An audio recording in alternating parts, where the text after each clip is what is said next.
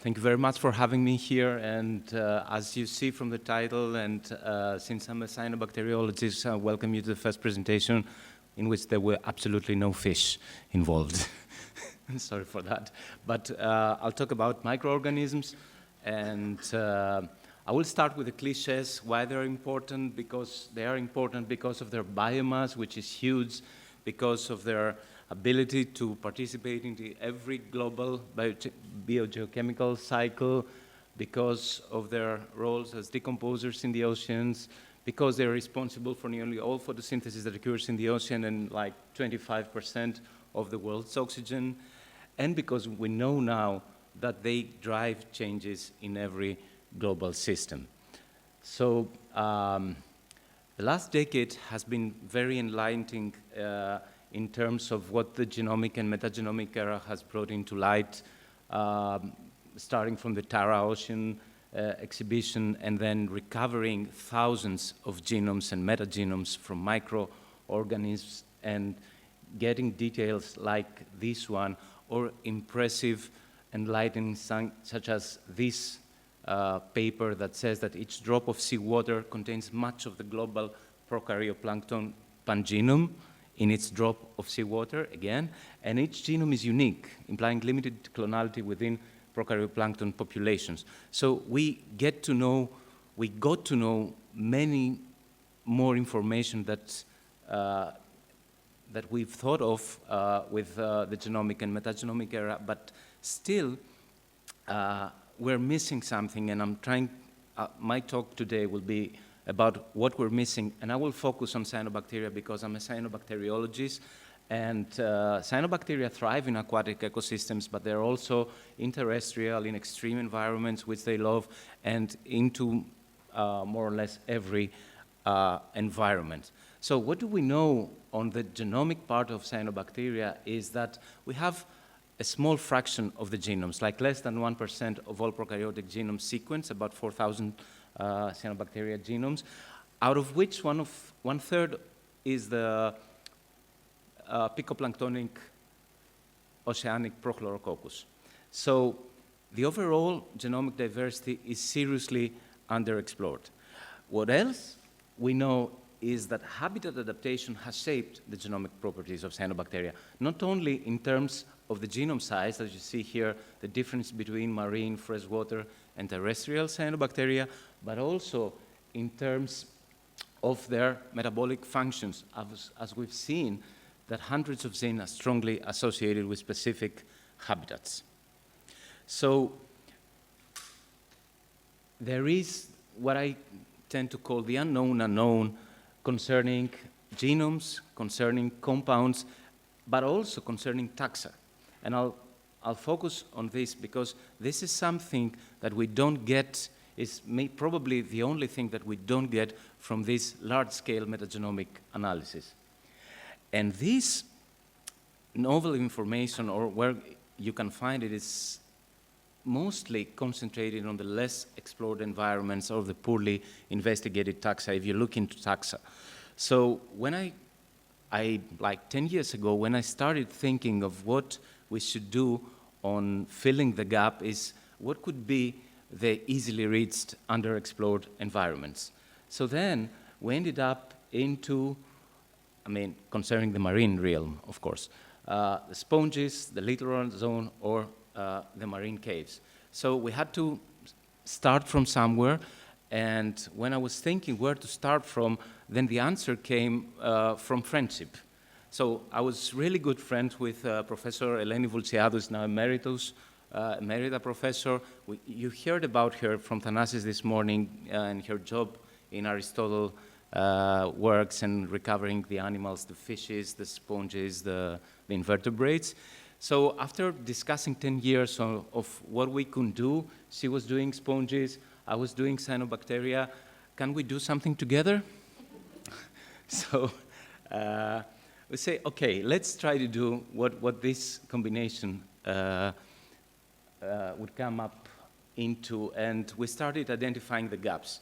So we've seen the biogeographical gap. There is this black hole, there was this black hole in the Eastern Mediterranean. There was no record of cyanobacteria sponges association.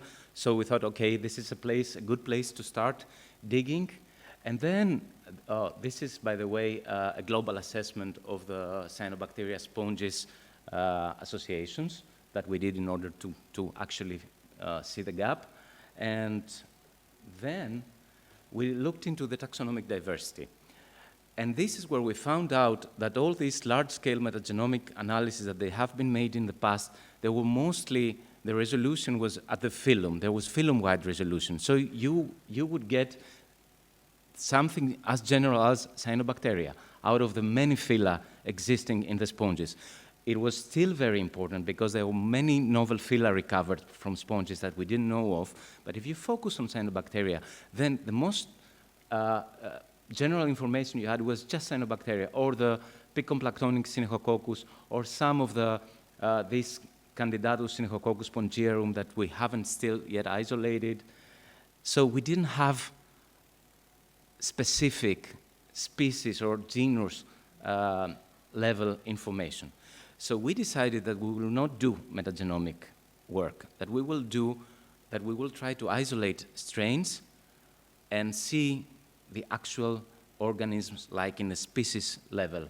So when sampling here in northern Greece, in Chalkidiki, we collected 24 specimens from 18 species, and from those we isolated 15 strains. By the way, at the time that we've isolated them, there were another 15 strains worldwide isolated from sponges only. So this was like doubling the knowledge on strains. And we also isolated some eukaryotes. So we started looking at them, and I'll start with the eukaryotes because there were fewer. So we've recovered the green algae, chlorachniophite, red algae, and diatom, and we've seen that almost all of them, they were like first-time sponge chlorachniophisian association. This is a hard one. Or first time for these, Acrochete, Leptochete, association with sponges, or first time with some species. So there was this first time thing. So there were microorganisms not recovered previously from sponges. It got more interesting when we went into cyanobacteria because the strains we analyzed, we analyzed 4 or 5 molecular markers. We did molecular phylogeny, and we found something like 6 novel genera and 10 novel species. So we spent a lot of time, my PhD student, Despina Konstantinou, that you see in all this publication, we spent time naming species, and we got inspired from mostly Greek mythology, like the nymph, Kymatoligi, which literally means the nymph that stops the waves, and stuff like that. So we got this impressive thing, like 15 out of 15 strains, there were novel taxa. This has never occurred again. I have isolated hundreds and characterized hundreds of strains, cyanobacteria, but this was first one. All of the strains were novel taxa, and this cannot be a coincidence. In my mind, it means that you have novel diversity there that you haven't recovered still from those environments. So then we went to the next step that it became a little late because we spent time naming names, which was nice, but it needs time to describe new species in general. And we started looking at their adaptation, like are those cyanobacteria recovered from sponges actually symbiotes, or what they do there. So we did genomics. Before doing genomics, because we wanted to couple the biosynthetic potential, we were trying to identify which of those strains were the most promising in producing bioactive compounds. So we did a screening, a molecular screening with this NRPS and PKS, non-ribosomal peptide synthesis, polyketide synthesis, which are genes that when they exist, they most probably mean that the organism produces something. And we did some antimicrobial and cytotoxic assays, and we found that this clade, this novel leptothoe clade, was the most promising. So we started doing genomics on leptothoe, we recovered the genomes of 2 of our strains, Leptothoe chematusa and Leptothoe spongovia, and we started looking at their genomes. And we looked for 2 things, genomic adaptation, like if we have hallmarks of symbiotic lifestyle, and one of the most well-known is genome reduction. It is known in the literature that microbes living in symbiosis with sponges, they undergo genomic reduction. So we were looking for genomic reduction, and we found it in terms of the genome size and in terms of coding sequences. They were less than the free-living other, but also in the actual genes, I mean the ones that you recover from the raster annotation of the genomes. So we found less cofactors, vitamins, prosthetic group, and protein and amino acid derivatives. So we did find some signals of adaptation to the symbiotic lifestyle. I'm not giving all the details here. You can see this in this publication. We did not see, from what we analyzed, a full adaptation to symbiosis. So we ended up that these microorganisms, they should be living in association, but not necessarily in symbiosis with sponges.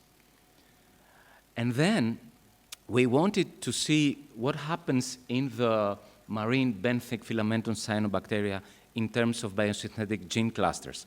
Are there few of them? Are there many of them? Because some of them are known for the biosynthetic potential. So we looked some 70, we did comparative genomics, and we looked at about 70 genomes, and we found a very wide range of BGCs, of biosynthetic gene cluster, ranging from 5, which is a very small number, to 80, which is a very large number. And we did this in order to assess if there is any correlation between the number of biosynthetic gene cluster and the actual biosynthetic capacity of the organism. So then we were lucky because at that time there was published this paper, this comprehensive database of secondary metabolites from cyanobacteria. So we screened those actual metabolites from cyanobacteria in these 5 major categories. They're mostly peptides. And then we see the phylogenetic relationship. So we ended up, to make a long story short, that the number of BGCs does not necessarily correlate with the actual metabolite produced. And we ended up that Leptothoe, it is a promising benthic marine cyanobacterium for novel natural product biosynthesis, which we did not prove because we stopped there, this PhD finished.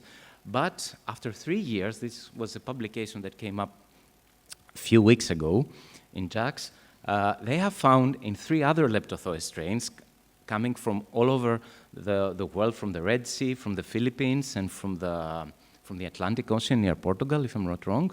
So they have found these new compounds, leptohelin, metallophores, which are very important. They might play key ecological roles in iron acquisition and copper detoxification. So encouraged by that, we continued into sampling caves and littoral zone, mostly in Greece, but also in Spain, in the Canarians. And again, we found novel diversity. I don't think that we're that lucky in isolating novel species. I think there is out there. And we also found a new class of compounds, the hydrogen cyanide, because at that time we were partnering with a project dealing with plants. So we looked if they can produce hydrogen cyanide, and they can. And impressively, the epilithic ones, the ones that are in the caves or in the coastal areas, are the ones that they mostly produce cyanide. So I'll end up here because my time ends, but my take home is that there is still diversity in the species and strain level, and there is diversity closer than you may think. And thank you very much for your attention.